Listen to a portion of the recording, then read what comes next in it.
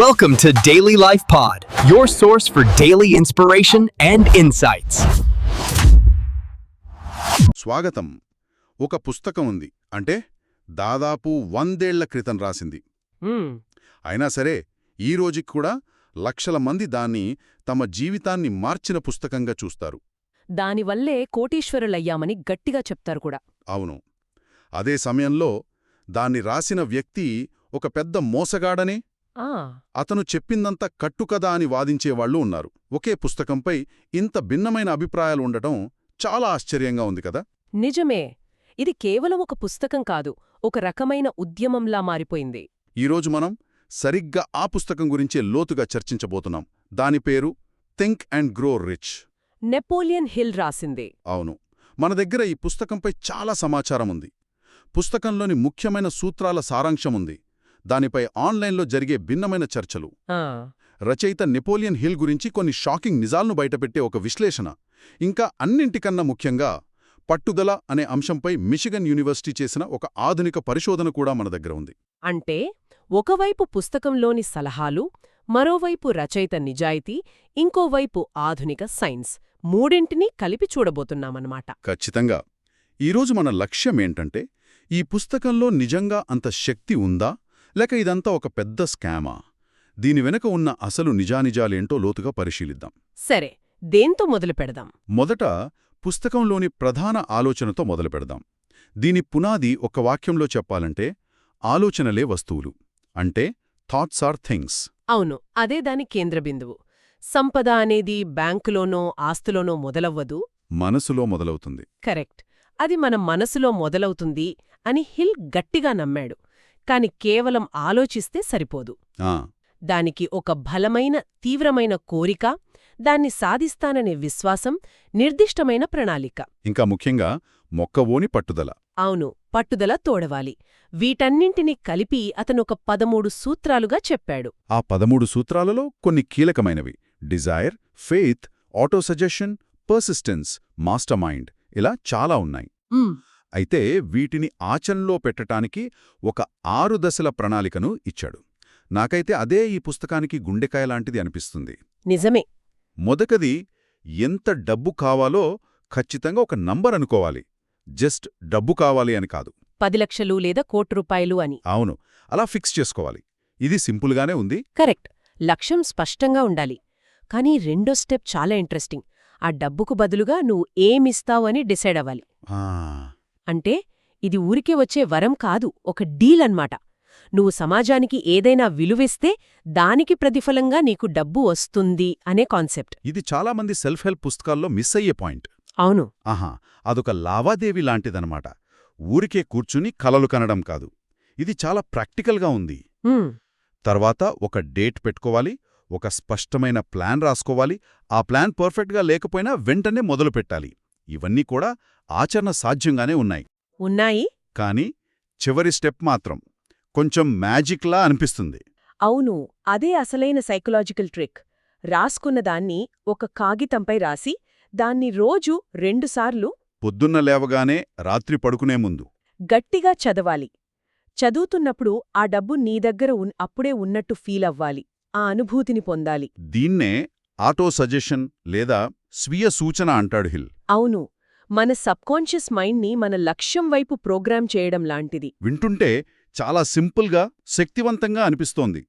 నిజానికి ఈ 6 సూత్రాలే కదా ఈ పుస్తకాన్ని కోట్లాది మందికి చేరువ చేసింది. ఖచ్చితంగా. ఆన్లైన్లో చూస్తే దీనివల్లే నా లైఫ్ మారింది, నేను కోటీశ్వరుడినయ్యాను అనేవాళ్లు చాలామందున్నారు. అసలిది ప్రజలను ఎందుకు అంతగా ఆకట్టుకుందంటారు? దీనికి ప్రధాన కారణం, ఈ మెసేజ్ చాలా పాజిటివ్గా ఉంటుంది.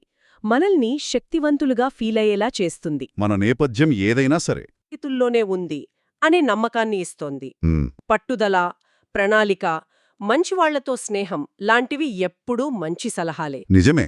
అన్నింటికన్నా ముఖ్యంగా, నేను 25 ఏళ్ల పాటు 25,000 మంది విజయవంతమైన వ్యక్తులను, ఆండ్రూ కార్నెగీ లాంటి వాళ్లను ఇంటర్వ్యూ చేసి ఇది రాశాను అని హిల్ చెప్పడం. అది దానికొక అథారిటీని, విశ్వసనీయతను తెచ్చిపెట్టింది. అంటే అయితే ఈ పుస్తకం ఎంత స్ఫూర్తిదాయకమో దాని వెనుక ఉన్న కథ అంతకంటే పెద్ద వివాదం.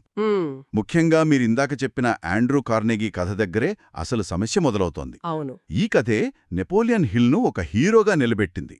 అదే సమయంలో అతన్ని ఒక మోసగాడు అని కూడా అంటారు. అవును, ఇక్కడే విషయం చాలా క్లిష్టంగా మారుతోంది. హిల్ కథ ప్రకారం ఒక యువ జర్నలిస్టుగా ఉన్నప్పుడు అతనికి ఆండ్రూ కార్నెగీని కలిసే అవకాశమొచ్చిందట. ఆ కార్నెగీ అతనిలో ఏదో ప్రతిభను చూసి తన జీవితకాలపు విజయ రహస్యాలను పంచుకొని వాటిని ఒక తత్వశాస్త్రంగా మార్చి ప్రపంచానికి అందించే బాధ్యతను అతనికి అప్పగించాడట. వినడానికి చాలా గొప్పగా ఉంది, సినిమా కథలా ఉంది. ఉంది. కాని ఇందులో నిజమెంత? అదే ప్రశ్న. ఆధారాలు చూస్తే ఈ కథ చాలా వరకు కల్పితమనిపిస్తుంది. మొదటిది హిల్ చెప్పిన ఈ కథ కాలక్రమేణా మారుతూ వచ్చింది. మారుతూ వచ్చిందా? ఎలా? మొదట్లో కార్నెగీని కొన్ని నిమిషాలు కలిశానని చెప్పిన అతను రానురాను ఆ కథను పెద్దది చేసి కార్నెగీ తన జీవిత రహస్యాన్ని గంటల తరబడి తనకే చెప్పినట్లుగా మార్చేశాడు. అంటే కథకు మసాలా దట్టించాడన్మాట. సరిగ్గా. రెండవది ఆండ్రూ కార్నెగీ స్వయంగా విజయంపై ఎన్నో పుస్తకాలు, వ్యాసాలు రాశారు. ఆయన చాలా మంచి రచయిత కూడా. ఓ తన ఆలోచనలు చెప్పడానికి ఆయనకు హిల్ లాంటి మధ్యవర్తి అవసరం లేదు. కరెక్ట్. మూడవది వాళ్ళిద్దరూ కలిసినట్లు చెప్పడానికి ఎలాంటి రికార్డులు లేవు. కార్నెగీ డైరీలు, అపాయింట్మెంట్ బుక్స్లో ఎక్కడా నెపోలియన్ హిల్ పేరు లేదు. ఎక్కడా లేదా? లేదు. కార్నెగీ జీవిత చరిత్ర రాసిన రచయిత కూడా దీనికి ఎలాంటి ఆధారాలు లేవని స్పష్టంగా చెప్పారు. అయితే ఇక్కడతో అయిపోలేదు. అన్నింటికన్నా షాకింగ్ విషయం ఇంకొకటుంది. అతను 1908లో కార్నెగీని కలిశానని చెప్పిన సమయంలో అతను అలబామాలో ఒక కలప కంపెనీకి సంబంధించిన మోసం కేసులో అధికారుల నుండి పారిపోతున్నాడు. అవును, అతనిపై అరెస్ట్ వారెంట్ కూడా ఉంది. అయితే అలాంటి పరిస్థితుల్లో ఉన్న ఒక వ్యక్తి దేశంలోనే అత్యంత ధనవంతుడైన కార్నెగీని కలిసి అతని రహస్యాలు తెలుసుకునే అవకాశం దాదాపు శూన్యం. అంతేకాదు, అతని పాత రికార్డులు చూస్తే అతను జర్నలిస్ట్గా ఉన్నప్పుడు వార్తలు లేకపోతే కథలు అల్లేవాడనని స్వయంగా ఒప్పుకున్నాడు.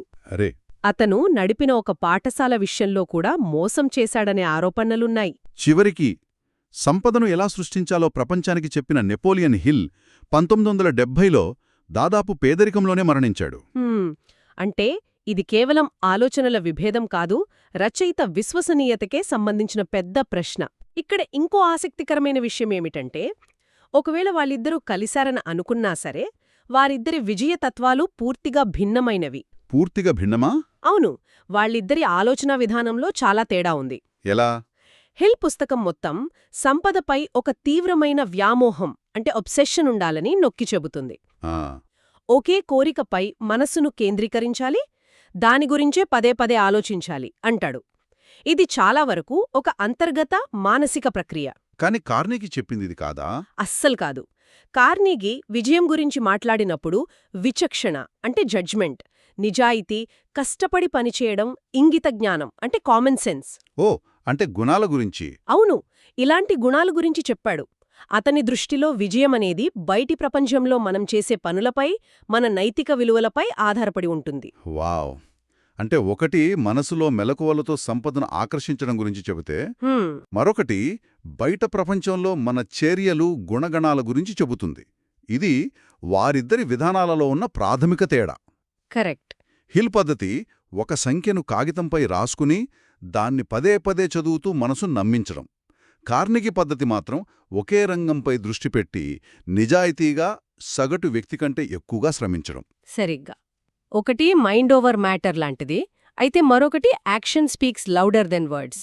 ఈ తేడాని గమనించినప్పుడు హిల్ చెప్పిన కథపై మరిన్ని సందేహాలొస్తాయి. సరే, ఇప్పటివరకు మనం చూసింది ఏమిటంటే, మన దగ్గర ఒక అద్భుతమైన స్ఫూర్తిదాయకమైన సలహాలున్నాయనిపించే పుస్తకం ఉంది.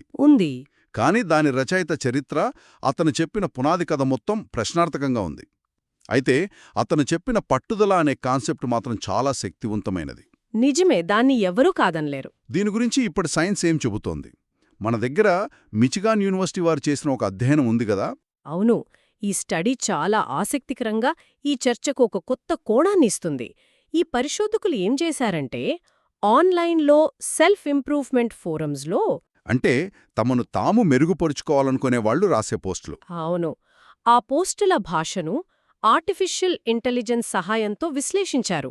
భాషణ అంటే వాళ్ళు వాడే మాటలను బట్టే వారి పట్టుదల గురించి చెప్పవచ్చా? ఖచ్చితంగా. వాళ్ళు ఒక ఆశ్చర్యకరమైన విషయాన్ని కనుగొన్నారు. ఎవరు ఎక్కువ పట్టుదలతో ఉంటారో, ఎవరు మధ్యలోనే వదిలేస్తారో వారి భాషలోని సరళిని బట్టి ముందే అంచనా వేయగలిగారు. అలాగా? పట్టుదలగా ఉండే వ్యక్తులు వాళ్ళొక లక్ష్యం పెట్టుకోకముందే వాళ్ల సాధారణ సంభాషణలలోనే స్వీయ అభివృద్ధికి సంబంధించిన అంశాలపై ఫైనాన్స్, ఫిట్నెస్ లాంటివా? అవును, ఫైనాన్స్, ఫిట్నెస్, ఎడ్యుకేషన్ వంటి దీర్ఘకాలిక విషయాలపై ఎక్కువ ఆసక్తి చూపేవారు. వాళ్లు రాసే పోస్టులు కూడా పెద్దవిగా, వివరంగా, లోతుగా ఉండేవి. మరి పట్టుదల లేనివారి సంగతేంటి? వాళ్ల భాష ఎలా ఉండేది? వాళ్లు ఎక్కువగా తక్షణ ఆనందాన్నిచ్చే వినోద అంశాలపై, అంటే వీడియో గేమింగ్, సినిమాలు వంటి వాటిపై దృష్టి పెట్టేవారు. వాళ్ల ప్రశ్నలు కూడా ఎక్కువగా తక్షణ పరిష్కారాలు, షార్ట్కట్స్ కోసముండేవి. ఉదాహరణకు, పని చేయడానికి ఏ యాప్ బాగుంటుంది, లేదా త్వరగా బరువు తగ్గడానికి టిప్స్ చెప్పండి వంటివి. వారికి ప్రాసెస్ కన్నా ఫలితంపై ఎక్కువ ఆసక్తి ఉండేదన్నమాట. అంతే. ఇక్కడే అసలు విషయముంది. దీన్ని మనం హిల్ పుస్తకానికి కనెక్ట్ చేస్తే, అంటే హిల్ మాయామంత్రంలా చెప్పిన తీవ్రమైన కోరిక లేదా బర్నింగ్ డిజైర్ అనేది, అది నిజానికి మాయా కాదు. అది ఒక వ్యక్తి విజయానికి సిద్ధంగా ఉన్నాడని సూచించే ఒక కొలమానం అన్నమాట. కరెక్ట్. వారి భాషలోనే వారి భవిష్యత్తు కనిపిస్తోంది. సరిగ్గా చెప్పావు. అంటే పట్టుదల అనేది ఒకరోజు ఉదయం నిద్రలేవగాని స్విచ్ వేసినట్టు వచ్చేది కాదు. అది అప్పటికే వాళ్లలో అభివృద్ధి చెందుతున్న ఒక మనస్తత్వం, ఒక ఆలోచనా సరళి. వాళ్ల మాటల్లో, వాళ్ల ఆసక్తుల్లో అది బయటపడుతుంది. బహుశా నెపోలియన్ హిల్ తన పరిశోధనలో ఈ సరళిని గమనించి దానికి తీవ్రమైన కోరిక అని ఒక ఆకర్షణీయమైన పేరు పెట్టాడేమో. అతను దాని వెనుక ఉన్న సైన్స్ను వివరించలేకపోయినా ఆ ప్యాటర్న్ మాత్రం గుర్తించాడు. అవును, అదే జరిగింటుంది. ఇది చాలా ఆసక్తికరమైన కోణం. అంటే హిల్ చెప్పిన పద్ధతి వెనుకున్న మ్యాజిక్ నిజానికి కొలవదగిన మానసిక లక్షణం కావచ్చు. ముగింపుగా చెప్పాలంటే మనమెక్కడికి వచ్చామంటే, థింక్ అండ్ గ్రో రిచ్ ఒకవైపు లక్షలాది మందిని ఉత్తేజపరిచిన ఒక సరళమైన, శక్తివంతమైన విజయ సూత్రాన్ని అందిస్తుంది. మరోవైపు దాని పునాది మొత్తం ఒక మోసపూరిత చరిత్ర ఉన్న రచయిత కల్పించిన కథలపై ఆధారపడి ఉంది. ఇది నిజం. పట్టుదల, ప్రణాళిక వంటి అది ప్రచారం చేసే సూత్రాలు మంచివే అయినప్పటికీ రచయిత జీవితం, అతను చెప్పిన మాయా పద్ధతులకు ఆధారాలు లేవు. ఆన్లైన్ చర్చల్లో కూడా ఇదే కనిపిస్తుంది. కొంతమంది రచయిత ఎవడైతే నాకేంటి, నాకు మెసేజ్ ముఖ్యం, అది నాకు పనిచేసింది అంటారు. మరికొందరు అబద్ధాల మీద నిలబడిన సలహాను నేను నమ్మలేను, దాని పునాదే బలహీనమైనది అంటారు. నిజమే. అంటే ఈ పుస్తకం విలువ బహుశా హిల్ కథను గుడ్డిగా నమ్మడంలో లేదు, అందులోని సూత్రాలను మనకు మనం అన్వయించుకుని విమర్శనాత్మకంగా ప్రశ్నించుకోవడంలో ఉందేమో. అవును, సందేశాన్ని అందించిన వ్యక్తిని వేరుచేసి చూడగలగాలి. ఈ పుస్తకంలోని మంచి సూత్రాలను తీసుకుని రచయిత చెప్పిన కట్టుకథలను వదిలేయడం ఒక మార్గం. ఇందాక మనం మాట్లాడుకున్న మిచిగాన్ యూనివర్సిటీ స్టడీ గురించి ఆలోచిస్తుంటే నాకొక ఆలోచన వచ్చింది. ఏమిటది? పట్టుదల అనేది మన భాషలోనే కనిపిస్తుందని వాళ్ళు చెప్పారు. హిల్ పుస్తకంలో కూడా తనని తాను ప్రశ్నించుకోమని కొన్ని స్వీయ పరిశీలన ప్రశ్నలు ఉన్నాయి. నేను పట్టుదలతో ఉన్నానా లాంటివి? అవును. నా వ్యక్తిత్వాన్ని మెరుగుపరుచుకున్నానా అని. బహుశా ఈ స్వీయ సహాయ పుస్తకాల అసలు మ్యాజిక్ ఏదో రహస్య ఫార్ములాలో లేదు. అవి మనల్ని మనం గురించి ఆలోచించుకునేలా, మనల్ని మనం విశ్లేషించుకునేలా ప్రోత్సహించే ఆ చిన్న చర్యలోనే ఉందేమో. మంచి పాయింట్. ఒకవేళ మనం రాసే మన సొంత ఇమెయిళ్లను, డైరీలను ఆర్టిఫిషియల్ ఇంటెలిజెన్స్ లాగా భాషాపరంగా విశ్లేషిస్తే మార్పుకు, విజయానికి మనం ఎంత సిద్ధంగా ఉన్నామో మనకే తెలిసిపోతుందేమో కదా.